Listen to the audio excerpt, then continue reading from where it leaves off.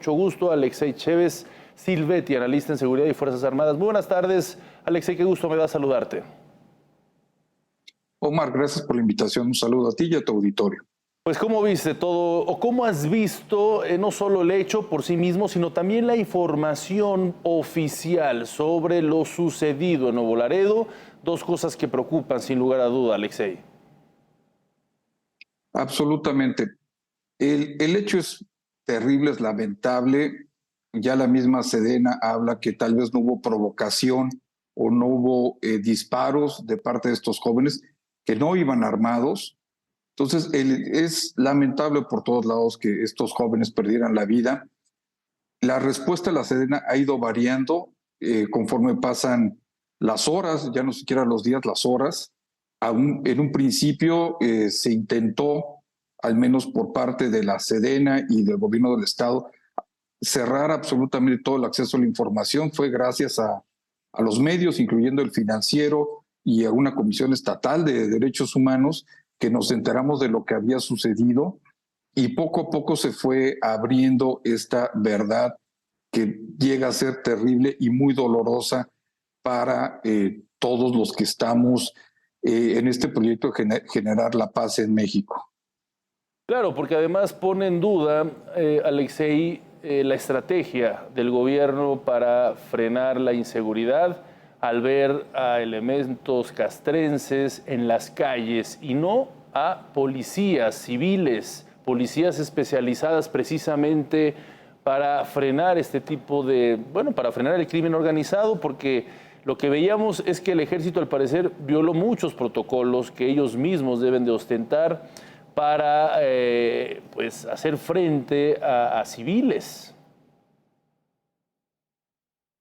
Completamente de acuerdo contigo. Hay que recalcar que esta estrategia es un símil de la que ha venido sucediendo en otras administraciones anteriores, no es privativa de esta administración, están haciendo exactamente lo mismo, con la diferencia de que hoy en día hay más militares, incluyendo los que forman parte de la Guardia Nacional, en las calles. Por otro lado, Tamaulipas ha hecho un esfuerzo por generar una policía estatal competitiva a las amenazas que enfrentan todos los días, pero todavía no es suficiente. Lo que sucedió en la madrugada del domingo, desafortunadamente, es algo que estaba de alguna manera predestinado a suceder cuando hay más de 250,000 militares todos los días intentando luchar contra las organizaciones criminales. Era una cuestión matemática, eventualmente iba a suceder una equivocación, una matanza como la que acaba de suceder. Así es, Alexei. En ese sentido, ¿tú crees que la Comisión Nacional de los Derechos Humanos, que es donde se está dirigiendo la actual Comisión Nacional de los Derechos Humanos, sea imparcial, sea expedita, sea pues socialmente responsable con sus objetivos? ¿O habría que dudar? Porque hemos visto que pues, la Comisión Nacional de los Derechos Humanos pues ha tratado en varias ocasiones de proteger o de alinearse a los intereses del actual gobierno. Bueno, yo creo que el peso de esto no solo depende de la Comisión Nacional de Derechos Humanos, también depende de la Fiscalía Militar, también depende de la Fiscalía General de la República, que también ha iniciado una investigación por estos hechos, y de las dos instancias que hay para atender a las víctimas. La primera es la Comisión Ejecutiva de Atención a Víctimas, que se fundió en el 2010, me parece, de la Ley General de Víctimas, y la segunda es la propia unidad de la Sedena, que es la Unidad de Vinculación Civil, que son las que se encargan de atender este tipo de situaciones, atender a las víctimas tanto médica como psicológicamente, y en el caso de la unidad de la Sedena, también la reparación del daño.